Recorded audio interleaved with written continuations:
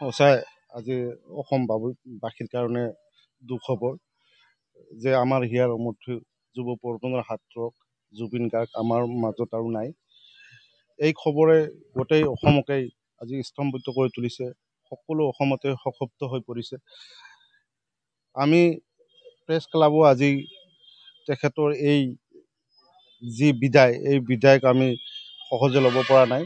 আমি প্ৰেছ ক্লাবে আচলতে স্তম্ভিত হৈ পৰিছিলোঁ। প্ৰথমতে ভাবিছিলোঁ যে আচলতে এইটো কিবা বেয়া খবৰ না ভুল খবৰ প্ৰকাশ হ'ল। পিছত যেতিয়া আমি বস্তুটো সঠিকভাৱে পালোঁ যে নহয়, সঁচাই জুবিন দা আমাৰ মাজৰ পৰা গুচি গৈছে। তাৰপিছতে আমি প্ৰেছ ক্লাবৰ সদস্যখিনিকে অলপ অনুষ্টুপীয়াকৈ হ'লেও তেখেতৰ আত্মাৰ চিৰশান্তিৰ কাৰণে আমি 1 মিনিট মনোপ্ৰাৰ্থনা আৰু তেখেতৰ প্ৰতিচ্ছবিত আমি শ্ৰদ্ধাঞ্জলি জনাইছোঁ।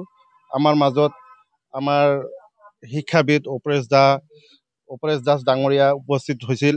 আমাৰ কাজিগাঁও চক্ৰ আৰক্ষী বিষয়া তেখেতে আহি আমাক ইয়াত শ্ৰদ্ধাঞ্জলিত সহযোগিতা কৰাৰ কাৰণে তেখেতসকলকো ধন্যবাদ জনাইছোঁ। আৰু জুবিন দা যদিও আমাক এৰি গুচি গৈছে, কিন্তু জুবিন দা আমাক সদায় আমাৰ অন্তৰত থাকিব, আমাৰ মনত থাকিব। জুবিন দাক আমি কেতিয়াও পাহৰিব নোৱাৰোঁ।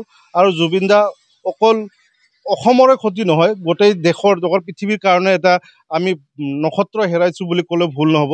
কাৰণ জুবিন দাই অসমক প্ৰতিনিধিত্ব কৰি গোটেই ৱৰ্ল্ডতে তেখেতে প্ৰতিনিধিত্ব কৰিছিল আৰু অসমৰ নাম তেখেতে বিশ্বত আমি উজাবলৈ সক্ষম হৈছিল।